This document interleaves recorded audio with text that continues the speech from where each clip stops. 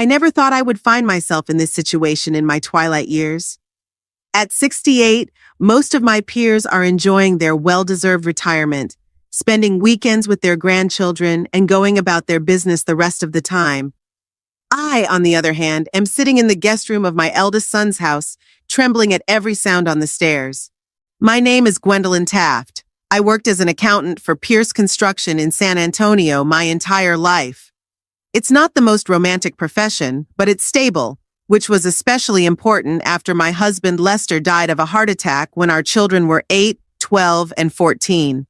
I remember that day as if it were yesterday.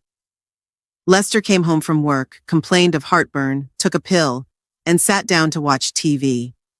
20 minutes later, I heard a strange noise and saw him slump in his chair. The ambulance arrived 17 minutes later. It was too late. And so I was left alone with 3 children and a mortgage. Working for Raymond Pierce's company was my salvation. He was an understanding boss, allowing me to work from home sometimes when the children were sick, and never refusing in advance if there were unexpected expenses. I worked for him for 34 years until I retired 3 years ago. My children grew up to be different people. The middle one, Sybil, is the most sensitive of them all. She became an elementary school teacher, married a programmer named Dominic, and had 2 children, Oliver and June. They live in Portland, call regularly, and always send a package with gifts and funny homemade cards from their grandchildren at Christmas.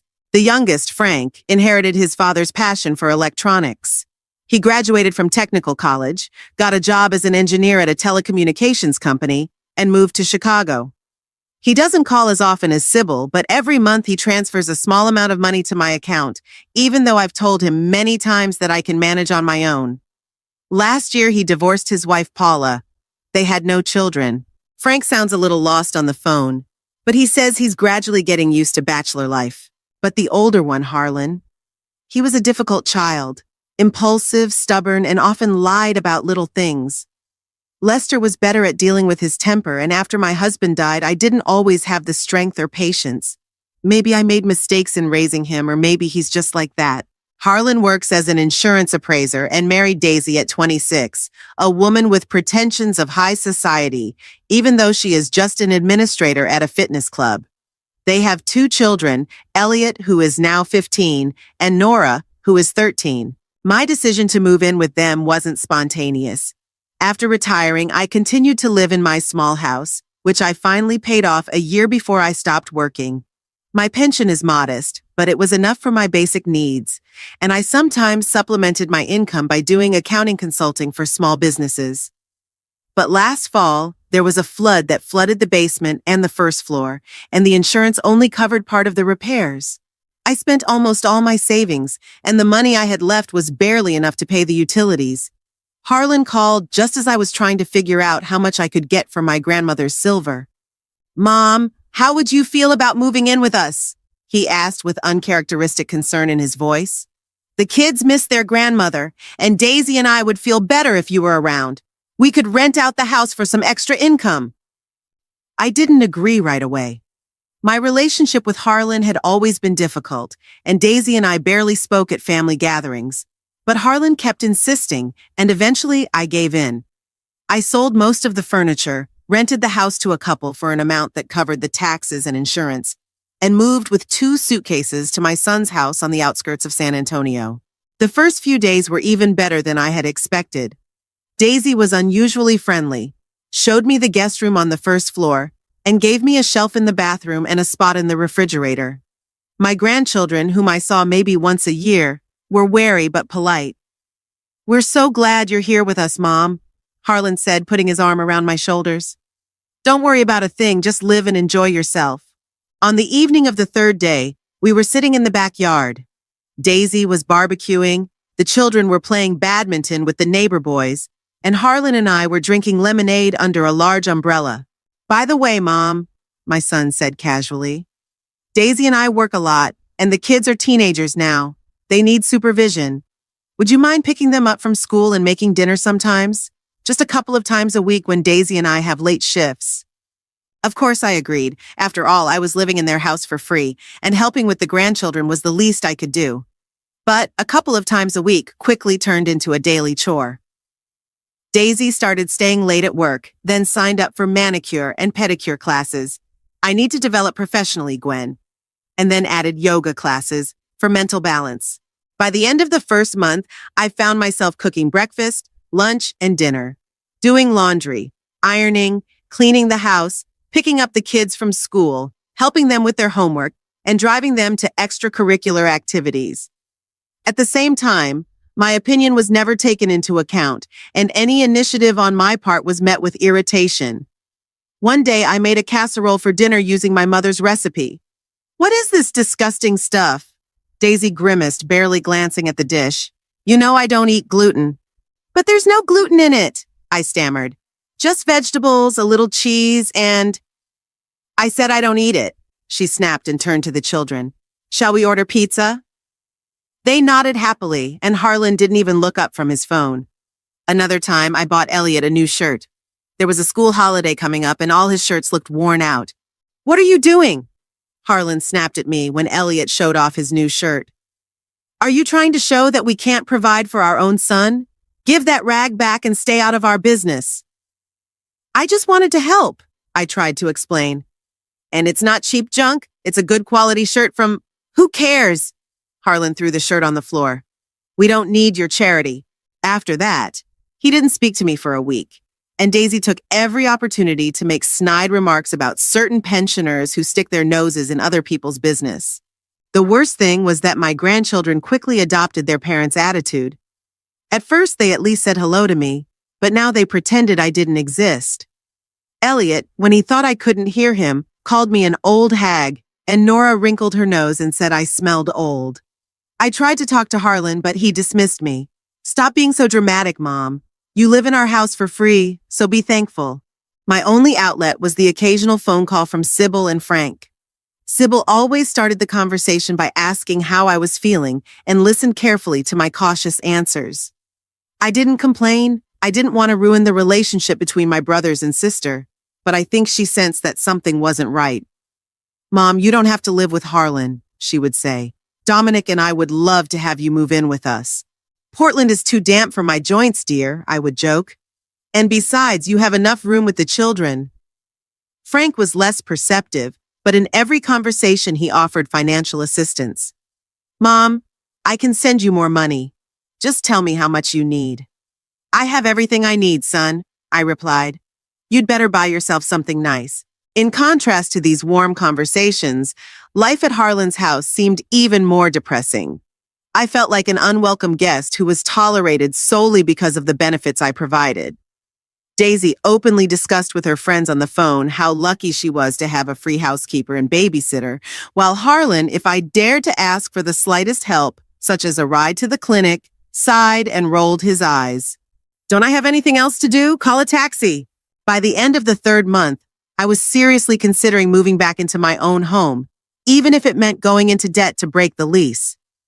But just then, a phone call came that changed everything. It was Tuesday, around 5 in the afternoon. Daisy wasn't home from work yet, the kids were at practice, and Harlan wasn't due home until 8. I was cooking dinner when my old phone rang. The number was unfamiliar, and I was about to hang up. Telephone scammers harassed me regularly, but something made me answer. "Gwendolyn? This is Raymond Pierce. I don't know if you remember your old boss." Raymond's voice sounded weaker than I remembered, but it was definitely him, with his characteristic hoarseness and slight Texas accent. "Of course I do, Mr. Pierce," I replied, surprised by the call. "How are you?" "Been better, Gwendolyn. Been better," he sighed heavily. "Listen, we need to talk. It's important and not something we can discuss over the phone. Can you come into the office tomorrow at 10? I hesitated.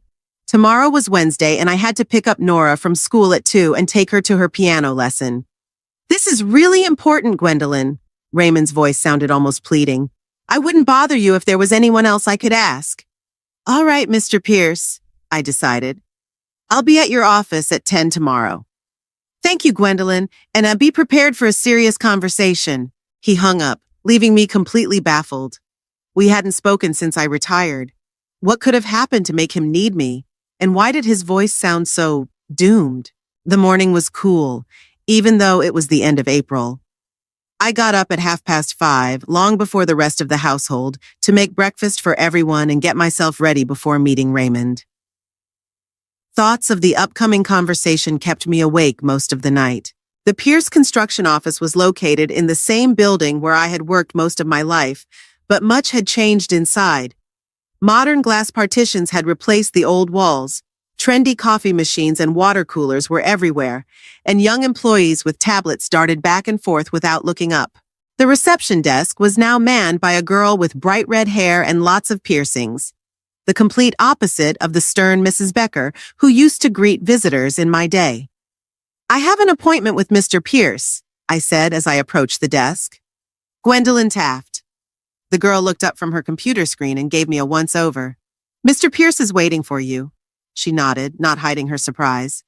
"Fourth floor, down the hall, last door." As I rode up in the elevator, I nervously tugged at my old tweed jacket. I had bought it back when I worked here, but it still looked decent. I always took good care of my clothes. Raymond's office had also changed. It was more spacious, with modern furniture and huge windows overlooking the San Antonio business district. But Raymond himself, sitting at his massive desk, looked much worse than I remembered. He had lost a lot of weight. His hair was completely gray, and there were deep shadows under his eyes. When he stood up to greet me, I noticed that he was limping slightly. "Gwendolyn!" he exclaimed with a warmth I hadn't expected to hear. "How wonderful to see you! Please have a seat." He pointed to the chair across from his desk and walked around it to sit down next to me, dispensing with the formal distance of a boss. "You haven't changed a bit," he smiled. "But you," I began, but stopped myself, not wanting to be tactless. "I look terrible, I know." Raymond waved his hand. "Pancreatic cancer, late stage. The doctors give me 3 to 6 months." I gasped and pressed my hand to my lips. Raymond had always been the embodiment of vitality to me, energetic, active, tireless. Seeing him so weakened was painful. "I'm so sorry," I murmured. "Don't be," he smiled weakly. "I've had a good life, Gwendolyn. I built a successful business, raised a daughter, even got to play with my grandchildren. But that's not the point." He paused as if gathering his strength. "I invited you here because the company is in danger. After I was diagnosed, I started preparing to sell the business. I want the employees to be protected and the family to get a good deal. But my CFO, Vernon Gray, do you remember him? Turned out to be a greedy bastard." I nodded. Vernon had joined the company a couple of years before I retired, a slick young Wall Street guy Raymond had hired to modernize the finance department. "He's cooking the books," Raymond continued, lowering his voice. "He's hiding assets, underreporting profits, creating fictitious debts. He's laying the groundwork to buy the company for a song after I die. I have proof, but I need someone who understands all the schemes and can help fix the situation before the sale." "And you thought of me?" I asked, surprised. "But I've been retired for 3 years. Everything has changed. New programs." "Gwendolyn," Raymond covered my hand with his, dry and hot. "You're the best accountant I've ever worked with. You have a sharp mind and tremendous integrity. I trust you more than anyone else in this company. But listen," he squeezed my hand tighter. "I'm offering you the position of Chief Financial Officer, with full access to all documents and signing authority, and a salary of $75,000 a month." I gasped. The amount Raymond named was astronomical, tens of times more than I had ever earned. "That's impossible," I breathed. "You could hire anyone on Wall Street for that kind of money. That's where Vernon came from," Raymond said with a bitter smile. "No, I need someone I can trust. Someone who knows the company from the inside and won't sell it out for their own gain." He handed me a folder with documents. "Here's a 6-month contract. That should be enough time to get everything in order and prepare the company for an honest sale. Take a look, think about it, but don't drag your feet. Time is against us." I took the folder with trembling hands. The offer seemed unreal, as if I had suddenly fallen into a movie. $75,000 a month. Even for 6 months, that was more than I had earned in the last 10 years of my career. "What about Vernon?" I asked. "He'll just give up his position? I fired him this morning." Raymond allowed himself a faint smile. "Security is already packing his things. He'll threaten to sue, of course, but I have enough evidence of his shenanigans that he'll prefer to leave quietly. I need to think about it, I said, still not believing what was happening. Of course, Raymond nodded. But I hope you'll agree. You're the only one who can save what I've built my whole life. I returned home in a state of complete confusion. The folder with the contract burned my hands, and 1,000 thoughts swirled in my head. On the one hand, this was a chance not only to gain financial independence, but also to help a man who had always been good to me. On the other hand, I wasn't sure that at my age I could handle such responsibility. I stopped in front of Harlan's house, catching my breath. I had to come up with an explanation for my absence. Nora had probably already come home from school and complained to her parents that her grandmother hadn't picked her up. I was right. As soon as I stepped inside, I was confronted by an angry Daisy. "Where have you been?" she snapped at me. "Nora had to take the bus. She missed her piano lesson." "I had to go to the clinic," I lied, deciding not to mention Raymond's offer. A spot suddenly opened up with the cardiologist, and I'd been waiting 2 months for this appointment. "And you couldn't have warned me?" Daisy crossed her arms over her chest. "I missed an important meeting with a client because of you. I had to ask for time off to pick up Nora. I tried to call you, but my phone died," I continued to make up. "I'm sorry, Daisy, it won't happen again." "Like hell it won't," she snorted. "Harlan is going to be furious." And indeed, that evening I had to listen to a long, angry tirade from my son about my irresponsibility and ingratitude. "We took you in, gave you a roof over your head, and what do?" he shouted, spittle flying. "You let us down at the first opportunity." "Harlan," I explained. "I don't care about your explanations." He slammed his fist on the table. "Either you do your job or pack your things and go back to your hole." I lowered my head silently. Arguing with Harlan was useless, especially when he was in this mood. Besides, my mind was preoccupied with something else entirely, the contract that was still in my bag. At night, when the house was quiet, I took out the documents and studied them carefully by the light of a small desk lamp. The terms were more than generous. In addition to a fabulous salary, Raymond offered premium health insurance, a company car, and a bonus upon successful sale of the company. The contract was well written, with no hidden clauses, and even provided for compensation in the event of early termination at the employer's initiative. I spent a sleepless night weighing the pros and cons. By morning, the decision was made. I would accept Raymond's offer.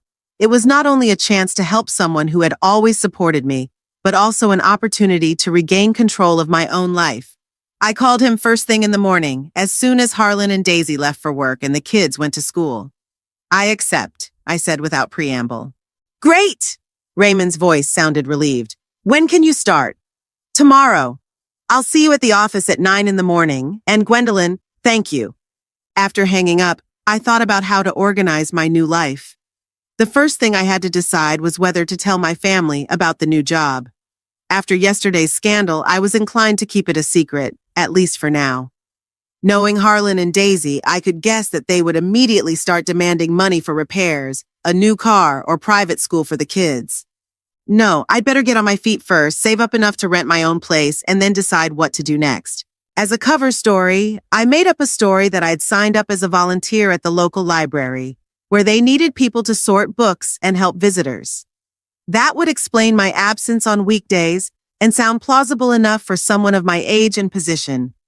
In the evening, I cautiously mentioned my volunteering over dinner, trying to look as casual as possible. "The library?" Harlan asked, his mouth full. "Why do you do that?" "So I don't sit at home all day," I shrugged. "I need something to do, to be around people." "Who's going to pick up the kids from school?" Daisy immediately chimed in. "And cook dinner?" "I've arranged to work part-time," I lied. "I'll be done by 2, so I'll have time to pick up the kids and make dinner." Harlan and Daisy exchanged glances, clearly dissatisfied, but they couldn't argue directly. After all, the job was unpaid, so they couldn't accuse me of having ulterior motives. "Just don't let it interfere with your duties here," Harlan warned. "We didn't take you in so you could entertain yourself with books." "Of course, dear," I replied meekly, suppressing the urge to tell him the truth about how much I would now be earning. The next day, I started working at Pierce Construction. The first few weeks were incredibly difficult.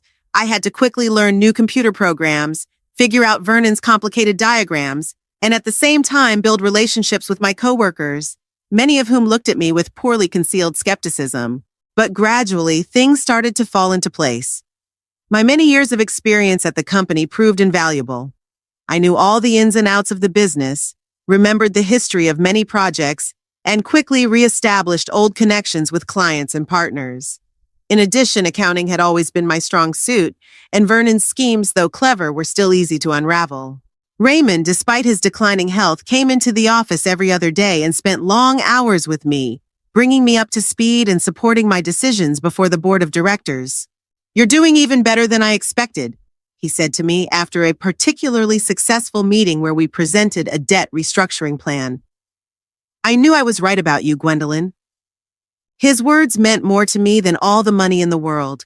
For the first time in a long time, I felt needed, competent, respected. It was an intoxicating feeling, especially in contrast to how I was treated at home. At home, the situation was only getting worse. Daisy, unhappy that I now had to divide my time between volunteering and household chores, became even more nitpicky and sarcastic. "You've oversalted the soup again," she grimaced at dinner. "And the laundry isn't ironed properly. Maybe you should spend less time on your books and more time taking care of the family that took you in." Harlan supported his wife in everything, adding his own complaints. "Mom, you've been kind of distracted lately. Yesterday you forgot to buy my favorite cheese. Today you didn't write down a message from my boss. It's all because of your stupid library. Maybe you should stop playing charity?" But the worst were the grandchildren. Now that Elliot and Nora realized their parents weren't going to reprimand them, they stopped even pretending to be polite. Once I caught Nora rummaging through my bag. "What are you doing?" I asked, trying to hide my alarm. There was a payslip in the bag. "Looking for money," she replied cheekily. "I need a new phone case." "Nora, you can't take other people's things without asking," I said, carefully taking the bag from her. "If you need money, ask your parents." "What could I possibly take from you?" the girl snorted. "You have nothing. You're a bum." I froze at such blunt rudeness, but before I could respond, Daisy entered the room. "What's going on here?" she asked, looking from her daughter to me. "Grandma won't give me money for a cover," Nora complained immediately. "And she hides her stupid bag from us." "She was rummaging through my things," I tried to explain. "What secrets could you possibly have?" Daisy interrupted. "You live in our house, you eat our food. If my daughter asks you for something, you have to help her." "But, no buts," Daisy cut me off. "Give her the money for the cover since she's asking. I don't think you have anything more important to spend it on." I silently took out my wallet and handed Nora $20, the amount I had been saving for new tights. The girl snatched the bill with a triumphant grin and ran out of the room. "And remember," Daisy poked me with her finger, "no secrets in my house, got it?" After she left, I sat down on the bed trying to stop my hands from shaking. I needed to find a more secure place to hide my work documents. The next time Elliot accidentally spilled orange juice on my favorite blouse, which I had just taken to the dry cleaner in preparation for an important meeting with investors. "Oh, I'm sorry," he said with feigned remorse. "I didn't notice." "It's okay," I sighed, knowing it wasn't an accident. The boy looked too pleased with himself. "Come on, Mom," Harlan interjected as I began to wash the stain. "It's just an old rag. You can buy yourself a new one someday." They laughed, father and son, exchanging knowing glances. I said nothing, but inside I felt a knot of hurt and anger. That night, lying in bed, I allowed myself to really think about how my life would change with my new salary. I could rent a beautiful apartment, buy a car, travel. I could help Sybil and Frank spoil their children. I could cut off all contact with Harlan and his family if I wanted to. It was an intoxicating, dizzying freedom, and I fell asleep with a smile on my face, imagining Harlan's face when he found out the truth. But in the morning, common sense prevailed. I had to proceed cautiously. First, I needed to save up enough money, find a place to live, and perhaps consult a lawyer about the will. I didn't want Harlan to get a penny of my money after I died. In the meantime, I had to endure daily humiliation and pretend that everything was fine. Every morning, I went to the library, worked myself to exhaustion in the office, and then returned home to cook, clean, and listen to complaints and ridicule.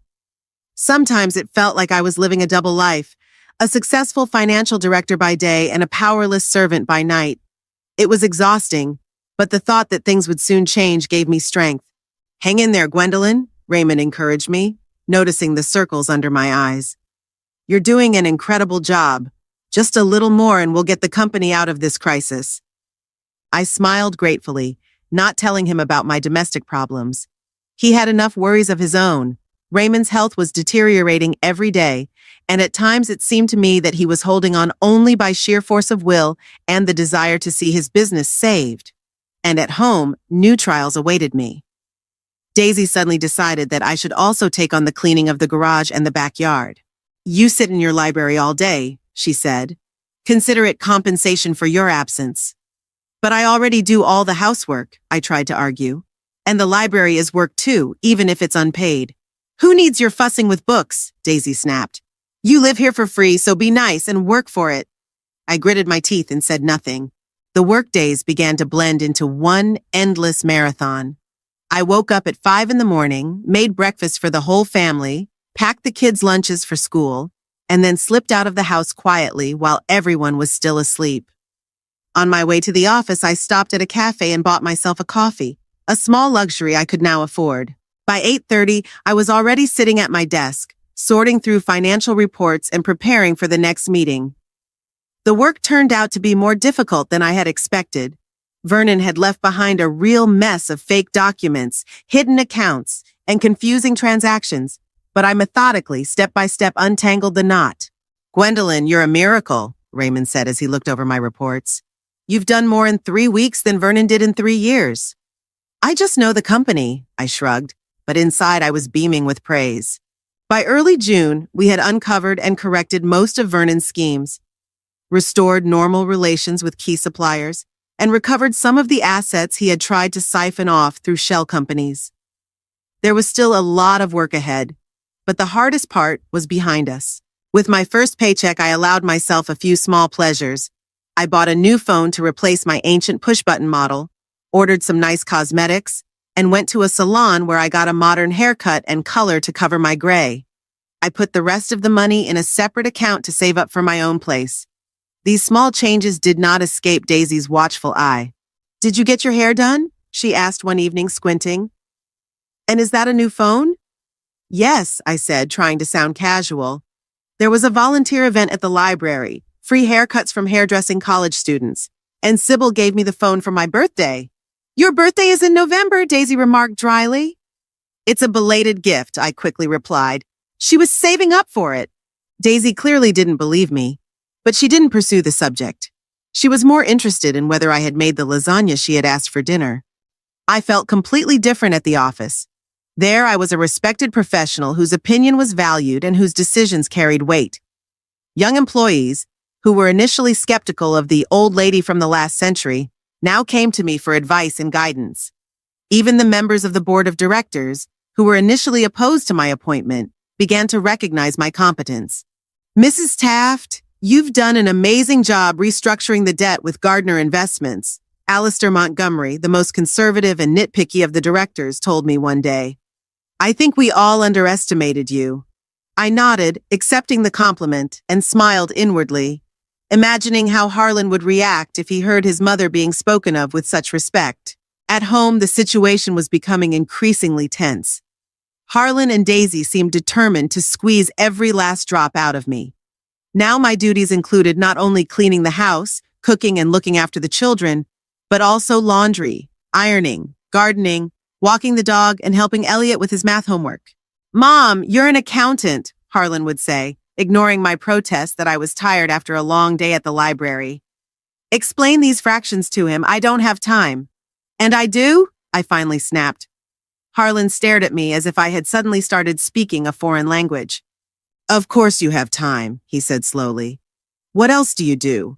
Your volunteer work is just a hobby that we graciously allow you to do." "I'm a person too," I said quietly. "I have my own things to do and needs to fulfill." "What other needs?" he snorted. "You have a roof over your head and food to eat. What more do you want? Instead of complaining, you should be grateful that we took you in." There was such sincere conviction in his voice that I realized it was useless to argue. He truly believed that he was doing me a huge favor by letting me live in his house and that I should be immensely grateful for it. I said nothing, swallowing my resentment, and went to help Elliot with his math. The boy greeted me with undisguised contempt. "Don't think I'm going to listen to some old woman. Just do my homework for me." I took a deep breath, reminding myself that things would soon change. Just a little longer, and I would be able to leave here with my head held high. Raymond noticed my state, and once, after a meeting, he kept me in his office. "Is something wrong, Gwendolyn?" he asked with genuine concern. "You look exhausted." I wanted to brush it off, to say that everything was fine, but suddenly I felt that I couldn't keep it all inside anymore. And I told him about my life with Harlan and his family, about the constant humiliation, about how hard it was to lead a double life. Raymond listened attentively without interrupting, and when I finished, he shook his head.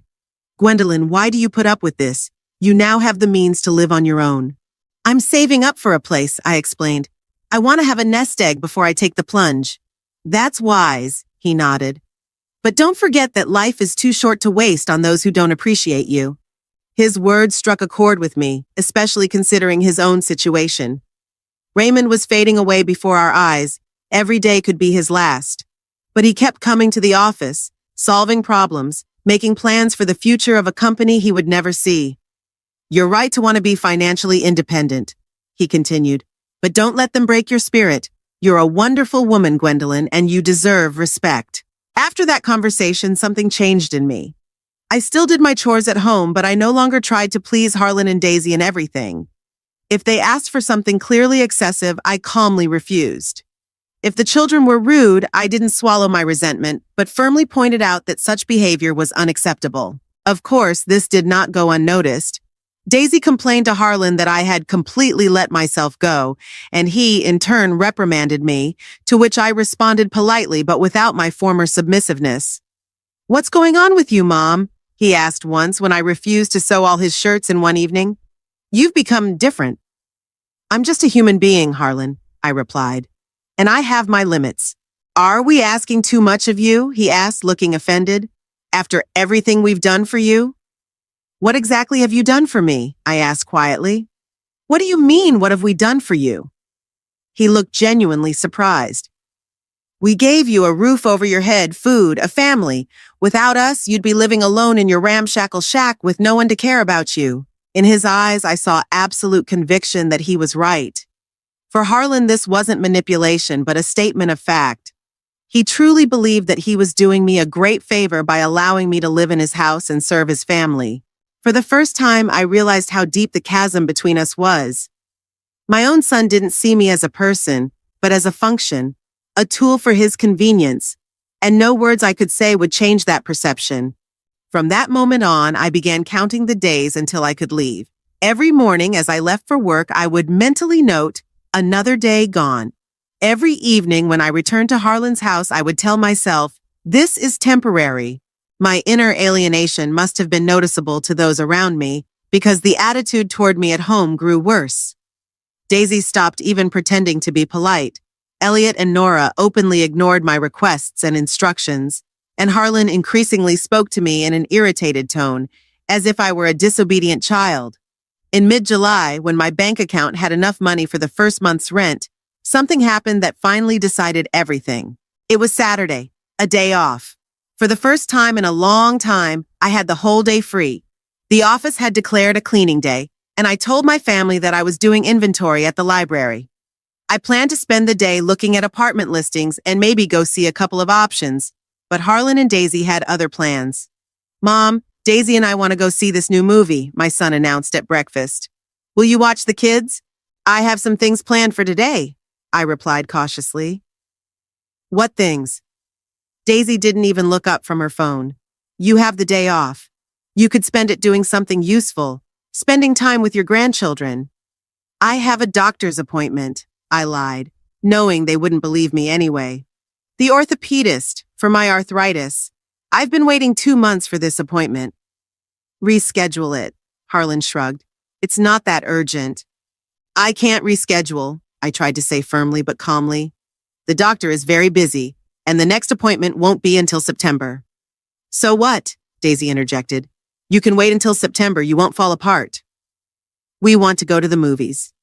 My knees hurt already. I decided to stand my ground. I need to see the doctor. God, Mom. Harlan rolled his eyes. Always your health problems. Why can't you just help your family when they ask you to? I help you every day. My patience was wearing thin. I cook, clean, pick up the kids from school, help with homework. Can't I have one day to myself? To yourself? Harlan asked, sounding as surprised as if I had said something absurd. What would you do to yourself? You're retired, you don't have a job, hobbies, or friends. Your life is us, your family. I have my own life, I said quietly but firmly, and my own needs. What needs does an old woman have? Daisy snorted, not looking up from her phone. The main need at your age is to be useful to your family, not a burden. I looked at her, then at Harlan, who was nodding in agreement with his wife's every word, and realized that the conversation was pointless. They really didn't see me as a person with my own desires and rights. I'm sorry, but I can't babysit tonight, I said, getting up from the table. I have to go to the doctor. Didn't you hear what we said? Harlan raised his voice. You're not going anywhere. You're staying with the kids. No, I said firmly for the first time. I'm not staying. Harlan's face turned red with anger. He jumped up from his chair and loomed over me. What do you mean, no? You live in my house, you eat my food, and you'll do what I tell you. I'm your mother, not your servant. I tried to speak calmly, though I was trembling inside. And I have a right to my own time. What right? Harlan roared. You live here out of the goodness of our hearts. Out of the goodness of our hearts, do you understand? If it weren't for us, you'd be living in your hole, counting pennies until you retired. His words hurt more than I expected. Not because they were true, I knew I could now afford a much better life than Harlan's, but because they reflected his attitude toward me. Contempt, superiority, complete lack of respect. I'm leaving, I said, feeling strangely calm. I'm going to see the doctor now, and we'll talk tonight when you've calmed down. I turned to leave the kitchen, but Harlan grabbed my arm, squeezing my wrist painfully. You're not going anywhere. I told you, you're staying with the kids. Let go. I tried to free myself. You're hurting me. Hurting you? He laughed maliciously. You don't know what hurting is yet, you ungrateful old hag. We took you in, gave you a home, and instead of gratitude, you throw a scene. Nora and Elliot watched with keen interest, while Daisy continued to scroll through her phone as if nothing unusual was happening. Let me go, Harlan, I repeated, right now. Or what? He squeezed my hand even tighter. What are you going to do, you beggar? Where will you go without us? Who needs you? Something broke inside me at that moment. Years of hurt, humiliation, and rejection poured out. I pulled my hand away and to my own surprise shouted, I need myself. I'm a human being, not a thing. I'm your mother who raised you alone after your father died, who worked 2 jobs so you could go to college. And this is how you thank me? By treating me like a servant. By humiliating me in front of my own grandchildren? My screams seemed to stun everyone. Daisy even looked up from her phone, and the children froze with their mouths open. But Harlan quickly regained his composure. How dare you raise your voice to me in my own house? He hissed, grabbing his mug of hot tea from the table. You... He didn't finish his sentence. Instead, he threw the hot tea in my face. The scalding liquid ran down my cheeks, neck, and chest, soaking my blouse. I screamed in pain and surprise. Get out, you beggar! Harlan yelled, pushing me toward the door. Get out of my house! You're no longer part of this family. You're nobody. Do you hear me? Nobody! Shocked, my face and clothes wet with tea, I backed toward the door. Harlan's eyes burned with a fury I had never seen before. Behind him stood Daisy and the children, unperturbed, indifferent, as if what was happening was a normal family argument and not the expulsion of an elderly woman from her home. Pack your things and get out! Harlan continued to shout. I'll give you 10 minutes, then I'll throw everything out onto the street. I turned silently and went to my room. My hands were shaking, my face was burning from the tea and humiliation, but inside I felt a strange emptiness. It was as if something important that connected me to this house, to these people, had finally been severed. I quickly gathered the essentials into a small bag, my documents, my phone, a few changes of clothes. I could pick up the rest later or buy new things. Right now, the main thing was to get out of this house where I had been humiliated for so long. Passing by the kitchen, I heard Daisy say, "Maybe you shouldn't have been so harsh. She is your mother after all." "I don't care," Harlan snapped. "She crossed the line. Let her get out and live her own life. We'll see how she manages without us." I quietly opened the front door and stepped outside. It was a sunny morning. Neighbors were busy in their gardens. Someone was walking their dog. A typical summer day in the suburbs of San Antonio. I walked slowly down the sidewalk without looking back. My face was still burning from the tea. My blouse clung uncomfortably to my body. But strangely, I felt lighter than I had in months. It was as if a heavy weight had been lifted from my shoulders. Where to now? I thought, stopping at the corner.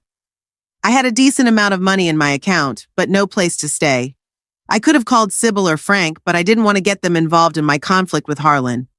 I took out my phone and called a taxi to the nearest hotel. After all, I could afford it now. And then there would be a new life, one with no place for those who didn't know how to appreciate and respect others. Sitting on a bench waiting for the taxi, I suddenly caught myself smiling. For the first time in a long time, I felt truly free. The Riverview Hotel turned out to be a real lifesaver. The spacious room with air conditioning, a soft bed, and a large bathroom seemed almost like a palace to me after the cramped guest bedroom at Harlan's house. The first thing I did was take a long hot shower, washing away not only the sticky traces of tea, but also all the negativity of my past life. Red burn marks remained on my skin, but fortunately they weren't too serious.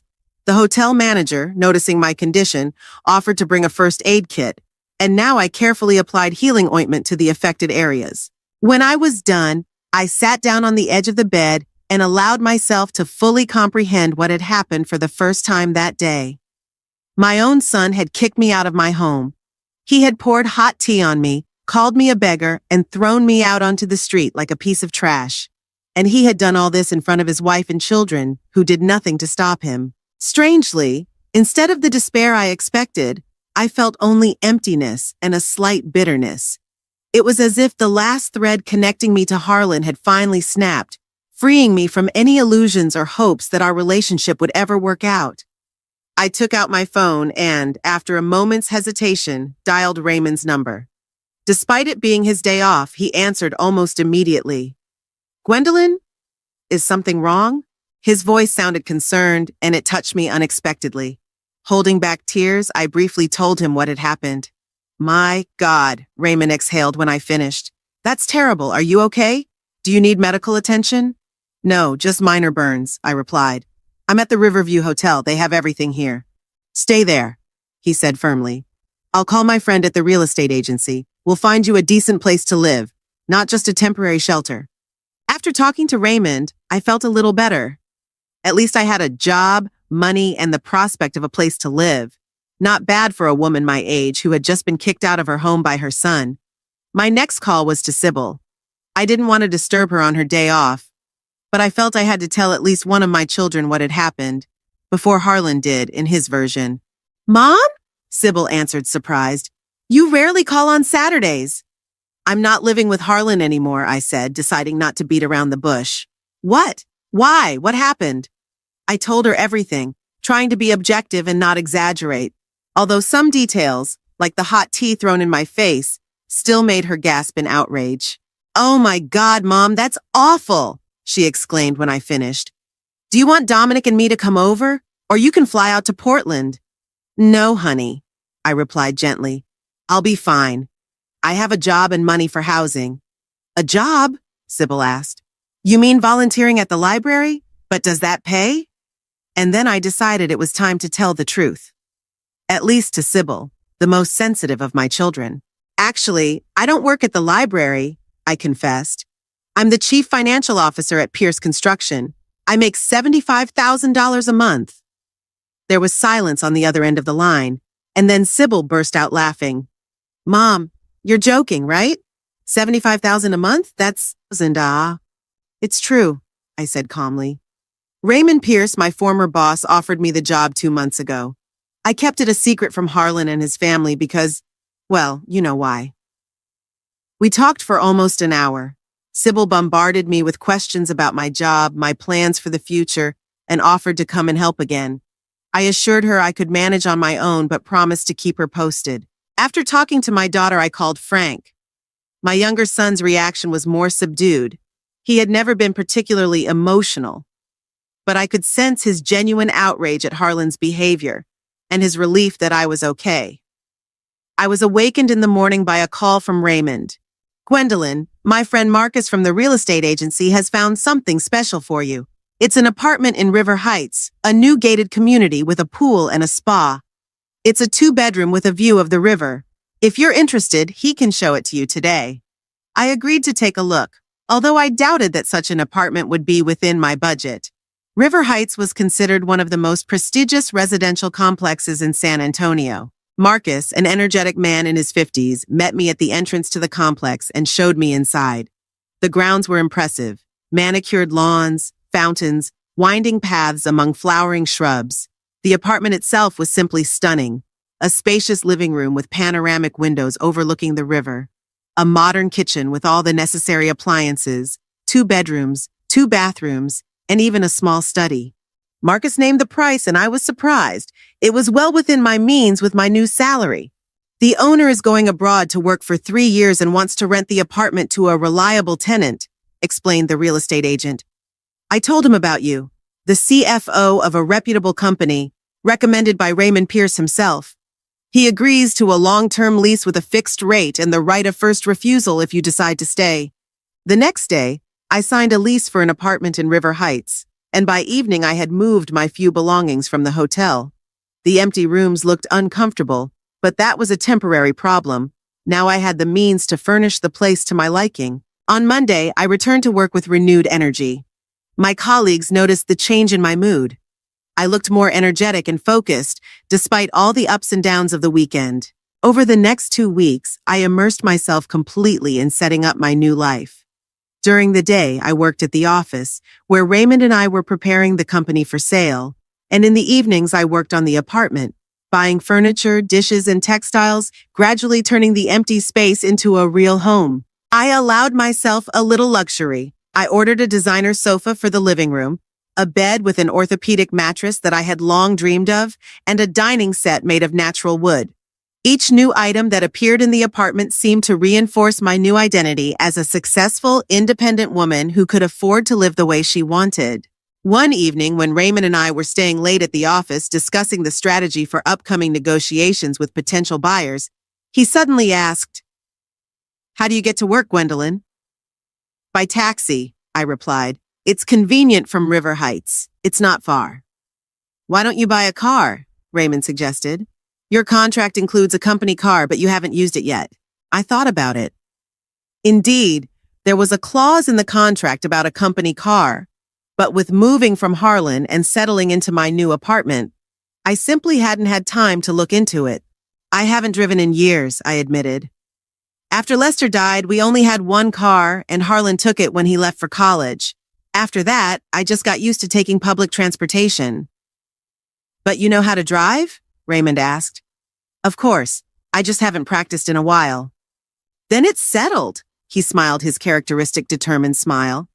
"Tomorrow we're going to pick out a car for you, and not just any boring little runabout, but something befitting your new status." The next day, despite his failing health, Raymond personally drove me to the car dealership. Not just any car dealership, but a Jaguar dealership, one of the most prestigious in the city. "Raymond, this is too much," I protested when I realized where we had arrived. "I don't need such an expensive car." "Gwendolyn," he said seriously, turning to me, "I won't be around much longer. I want to do something good for people who deserve it. Let me do this." The sales manager, who recognized Raymond, greeted us with open arms and led us into the showroom where shiny cars stood, each worth more than I had earned in my entire life. "You need something elegant but with character," said the manager, looking me up and down. "Let me suggest the F-Type. It's our sports convertible. Amazing handling, acceleration from 0 to 60 in 4 seconds, and absolute comfort." He led us to a gleaming dark blue car with a cream-colored leather interior. The car looked like a work of art, sweeping lines, predatory headlights, and elegant curves. The manager arranged a test drive, and 20 minutes later, we were leaving the showroom in an F-Type with an instructor in the passenger seat. Raymond stayed in the showroom. He wasn't feeling well enough for such excitement. I felt uncertain during the first few minutes behind the wheel. Too many buttons, too sensitive pedals, too powerful an engine. But gradually, under the instructor's guidance, I began to get used to it. And when we pulled onto the highway and I truly felt what this car was capable of for the first time, I was overcome with a wave of pure delight. "You're doing great," praised the instructor. "For someone who hasn't driven in a long time, you have excellent reflexes." Back in the showroom, I knew I couldn't give up this car. It seemed to embody my new life. Bright, fast-paced, full of possibilities.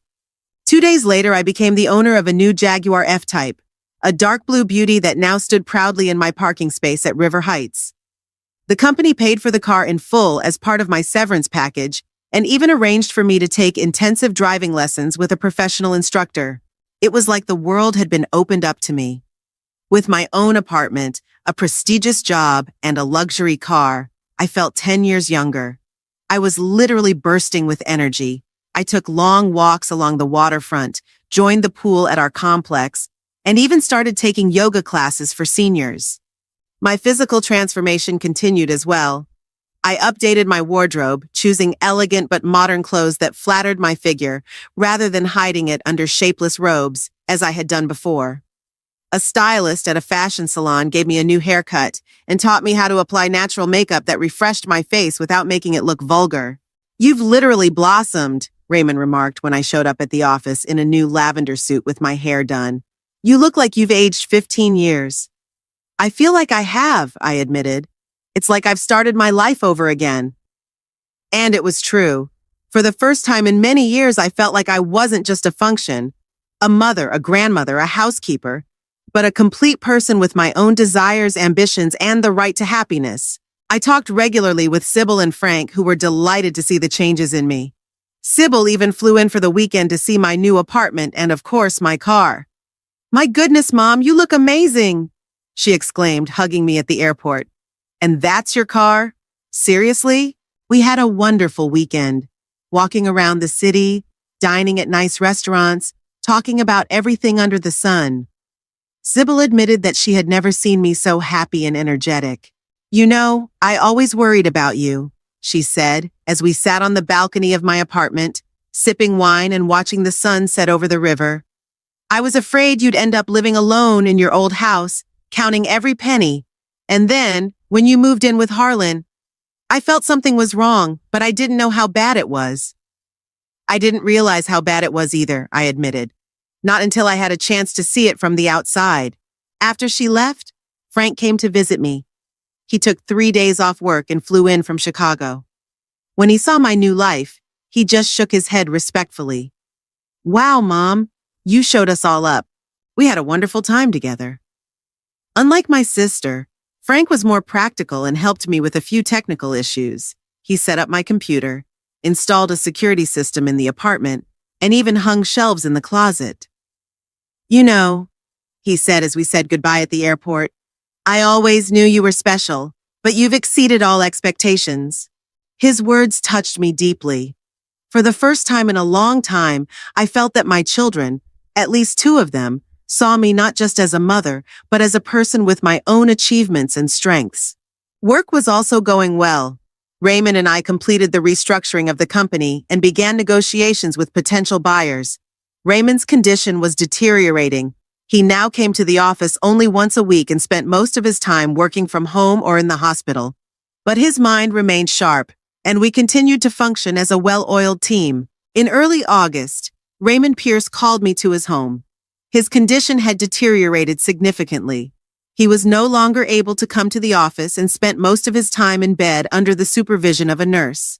But his mind remained clear, and his interest in the company's affairs was unabated. "Gwendolyn," he said as I settled into a chair by his bed with a folder of documents on my lap. "Any news on potential buyers?" "Yes, and good news," I smiled. "Bradford Industries has raised its offer to $120 million. Their lawyers are already drafting the contract." "Excellent. Raymond smiled weakly. I hope I live to see the signing. Don't say that. I covered his hand with mine. You'll see your company pass into good hands. We discussed a few business matters, then the conversation unexpectedly turned personal. How's your son? Raymond asked. You didn't tell me if you've had any contact with him since that incident. None. I shook my head. He called a few times, left messages, but I didn't call back. That's the right thing to do. Raymond nodded. But my daughter told me something interesting. Her husband works at the insurance company where your Harlan used to work. It turns out he was fired for a serious mistake in the reports that cost the company a major client. I see. I felt a slight pang of regret, but nothing more. That's too bad. That's not all, Raymond continued. Rumor has it that he's in serious financial trouble. The bank is threatening to foreclose on his house for late payments. He and his wife are trying to sell it quickly, but the market isn't very favorable right now. I was silent, not knowing what to say. On the one hand, I felt sorry for Harlan. No matter how badly he had treated me, he was still my son. On the other hand, I couldn't shake the feeling that there was some kind of higher justice in this situation. I'm not telling you this to gloat, Raymond said gently, noticing my confusion. I just thought you should know. Maybe it's time to get your things out of his house before it's too late. Maybe you're right, I replied thoughtfully. There are photos, letters, and a few mementos I didn't have time to take with me that day. Then don't put it off, Raymond advised. And Gwendolyn, don't let him hurt you again. You deserve better. That evening, I called Sybil to find out what she knew about Harlan. She confirmed Raymond's words and added a few details. Daisy called me last week, Mom. They're really in a desperate situation. Harlan can't find a new job. He was fired in a scandal and didn't get any references. They're selling their house, their car, even their furniture. Daisy asked if I could lend them some money. And what did you say? That we're in a difficult situation ourselves right now, Sybil sighed. And it's true, Dominic is waiting for a promotion, but it's been put on hold because of restructuring at his company. And the children, you know how much education costs these days. I know, dear, I said gently. You did the right thing. Mom? Sybil's voice grew quieter. Don't you think you should help them? I know Harlan did a terrible thing, but he's still your son. I thought about it. Did I really want to help Harlan after everything he had done to me? After all the humiliation? After he had thrown me out of the house and poured hot tea on me? I don't know, I replied honestly. I need to think about it. But first I want to get my things. I'll call him tomorrow and arrange a meeting. After talking to Sybil, I sat on the balcony of my apartment for a long time, looking at the lights of San Antonio at night and thinking about the vicissitudes of fate. 4 months ago, I was a powerless pensioner living in my son's house as a free servant. And now I was a successful financial director with a luxurious apartment and a sports car. And now Harlan, who had treated me so cruelly, found himself in a desperate situation. Was there some kind of higher justice at work here? Or was it just a coincidence? What should I do now? Help him or let him reap the rewards of his actions? In the morning, I called Harlan. He answered almost immediately, and there was a strange excitement in his voice. Mom? Is that you? Yes, Harlan, I tried to speak calmly. I'd like to pick up my things that are still at your place. When can I come over? Of course, he said with unusual helpfulness. You can come anytime. I will be home all day. Then I'll come tomorrow around 11, I said. Okay, Mom, and I wanted to say I'm really glad you called. We missed you. I almost laughed at the sudden change in tone. Not long ago, he had called me a beggar and kicked me out of the house, and now suddenly he missed me. Had Sybil told him about my new job? Or was he so desperate that he was willing to humiliate himself in front of anyone just to get financial help? See you tomorrow, Harlan, I said, and hung up without responding to his sentimental outburst. The next morning, I dressed carefully, choosing an elegant ivory sheath dress, low-heeled shoes, and minimalist gold jewelry. I did my makeup and styled my hair. Looking in the mirror, I hardly recognized myself. The well-groomed, confident woman was so different from the downtrodden old woman I had been just a few months ago. At exactly 10:30, I got into my Jaguar and headed for Harlan's house. The weather was beautiful, bright August sunshine, a light breeze, perfect conditions for a drive with the top down. The car glided smoothly along the roads, attracting admiring glances from passers-by and other drivers. Who would have thought that at 68 years old, I would be driving a sports convertible and enjoying every minute of it? When I turned onto the street where Harlan lived, my heart involuntarily began to beat faster. I hadn't been here since the day my son kicked me out of the house. The neighborhood looked the same. Neat houses behind low fences, trimmed lawns, children's bicycles on the driveways. But now I looked at it all as if from the outside, as a stranger, not as a resident. Harlan's house stood out from the neighboring houses, and not in a good way. The lawn was unkempt, there were oil stains on the driveway, and a squat for sale sign with a real estate agent's phone number stood on the lawn. I parked the Jaguar right in front of the house, turned off the engine, and froze for a moment, gathering my thoughts. What did I feel? Strangely enough, almost nothing. No anger, no resentment, no desire for revenge or gloating. Just a calm confidence that this stage of my life was over and I had come to put an end to it. I got out of the car, straightened my shoulders, and headed for the front door. Before I could ring the bell, the door swung open and Harlan appeared on the threshold. He had lost weight and looked haggard during the time we hadn't seen each other. His eyes were sunken, with dark circles under them, and there was clearly more gray in his hair. "Mom!" he exclaimed with exaggerated joy. "I'm so glad to see you." He took a step forward as if to hug me, but I took a small step back and he stopped, awkwardly lowering his arms. "Hello, Harlan," I said calmly. "I've come for my things." "Yes, of course," he nodded, continuing to smile, although it looked forced. "Come in, please. Daisy has made tea and cookies." And I walked into the house, noting how much had changed in such a short time. Some of the furniture was gone, the pictures were off the walls, and what remained looked neglected and dreary. There was a strange smell in the air, a mixture of stale food, dust, and general desolation. Daisy was waiting for me in the living room, wearing what she apparently considered her best dress, a little outdated and not particularly flattering on her plump figure. Elliot and Nora sat nearby on the sofa, unusually quiet and clearly embarrassed. "Gwendolyn!"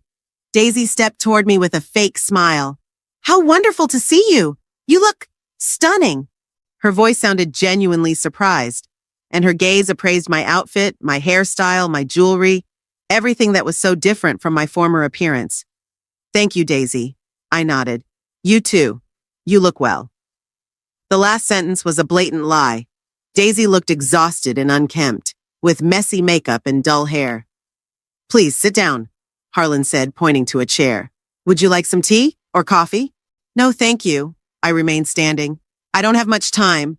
I just wanted to pick up my things." "Yes, of course."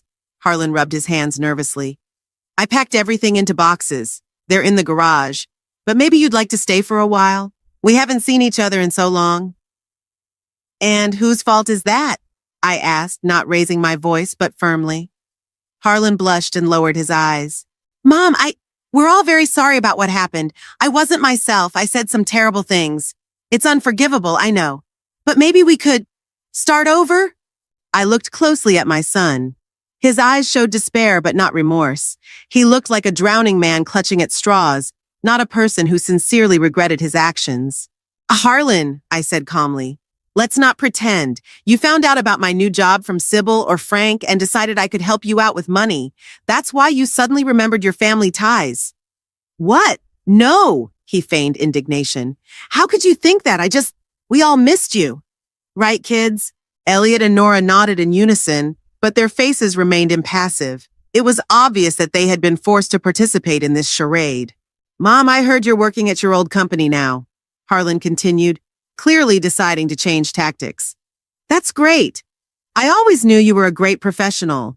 And is that your car outside? Impressive." "Yes, that's my Jaguar," I allowed myself a slight smile. "A company car, part of my compensation package as CFO. Chief Financial Officer?" Daisy couldn't hide her surprise. "But you said you were a volunteer at the library." "I lied," I replied simply. "I didn't want you to know about my real job and salary." "Salary?" Harlan leaned forward. "And how much do you make, if you don't mind me asking?" $75,000 a month, I said calmly, without boasting, simply stating a fact. The room fell silent. Harlan froze with his mouth open. Daisy turned pale, and the children showed their first sign of interest in the conversation, looking at each other in surprise. 75,000 a month? Harlan repeated slowly, as if he couldn't believe his ears. But that's more than you made in a year at the insurance company, I finished for him. Yes, life is full of irony, isn't it? Mom, that's amazing. Harlan seemed to have finally found his voice. I'm so happy for you.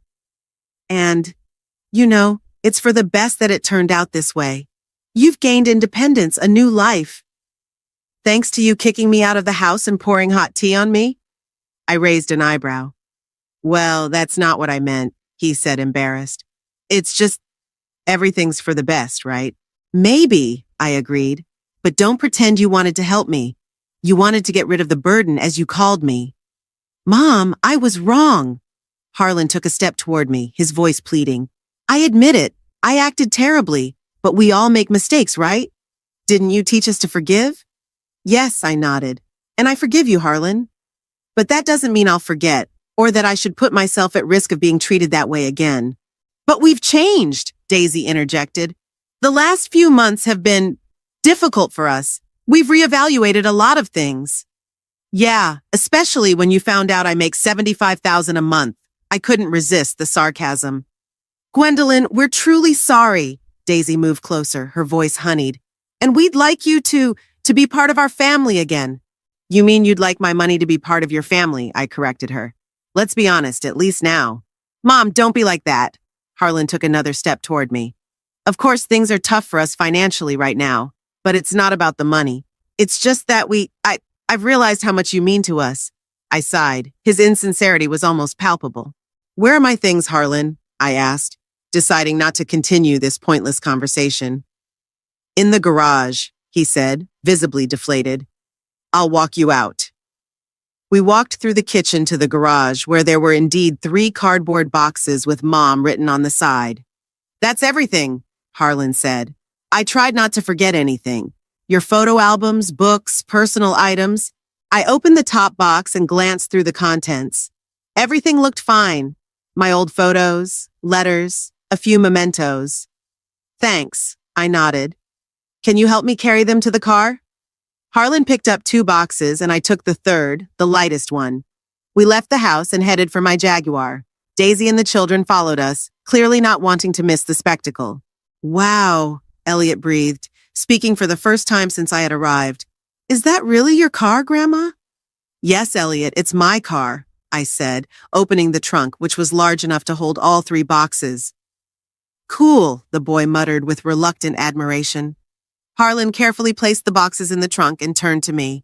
Mom, please, let's talk. I know I did a terrible thing, but I'm your son, your flesh and blood.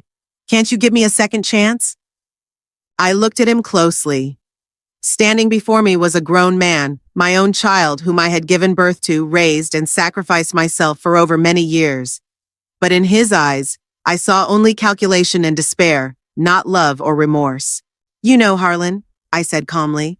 When you kicked me out of the house, you called me a beggar and said I was nobody.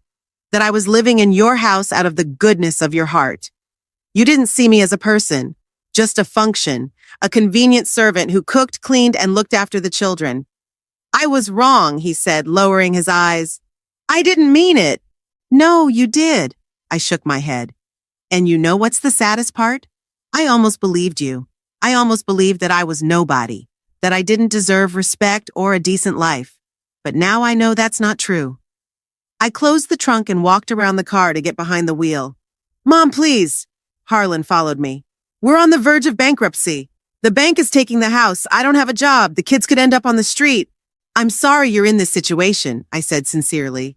But you're a grown man, Harlan. You'll manage. But you could help. His voice took on a familiar, demanding tone. You make a fortune, and your own son could end up homeless. Like you once said to me, I opened the car door. Let's see how you manage without us. Now it's your turn to find out the answer to that question. You can't do this. Harlan's voice became hysterical. I'm your son. Yes, you're my son. I said, getting behind the wheel. And that's exactly why I'm not just going to give you money. It won't help you become a better person. Maybe when you face the consequences of your actions, you'll finally learn to appreciate other people and treat them with respect. I started the engine, and the powerful roar of the motor made Harlan take a step back. Goodbye, Harlan, I said. I wish you and your family all the best. Mom! He made one last desperate attempt. You can't just leave. We're family. Family isn't just blood, I replied. It's mutual respect, care, and support. When you're ready for a real family relationship, you know where to find me. With that, I pulled away, leaving Harlan, Daisy, and the children standing on the driveway with confused and angry faces. As I pulled onto the highway, I felt a strange sense of relief. Not malice, not vengeful satisfaction, but relief, as if a heavy weight had been lifted from my shoulders. For the first time in many years, I was completely free. Free from guilt, from false responsibility, from toxic relationships. That evening, I sat on the balcony of my apartment, sipping a glass of fine wine and looking out at the lights of San Antonio at night. The boxes of things from Harlan's house stood unpacked in the corner of the living room. I decided to sort through them tomorrow with a clear head. The phone rang, interrupting my thoughts. It was Sybil. Mom? How did it go? Her voice sounded worried. Fine, I replied calmly. I got my things and left. And Harlan? Did he ask for help? Yes, I smiled. As soon as he found out about my salary, he remembered that I was his beloved mother. And what did you decide? Sybil asked cautiously. I refused, I replied simply. Not because I want to get back at him, but because it won't help him become a better person. He has to deal with the consequences of his actions himself. There was silence on the other end of the line, and then Sybil said quietly, You know, Mom, I think you're right. Harlan has always been complicated. Maybe this is exactly what he needs. Maybe, I agreed. Time will tell. After talking to my daughter, I returned to the balcony. The night was warm, with a light breeze carrying the scent of blossoming trees from the waterfront. Somewhere in the distance, music played, and I could hear the laughter of people living their lives, with their joys and sorrows. I thought about how strange life was. 6 months ago, I was a dependent, downtrodden old woman whom my own son considered a burden. Now I was a successful, financially independent woman with my own house, car, and most importantly, a sense of self-worth. Money has certainly changed my life for the better. It has given me freedom, comfort, and opportunities I never had before. But true wealth did not come with a bank account, but with the realization of my own worth, the ability to defend my boundaries, and the courage to live the way I believe is right.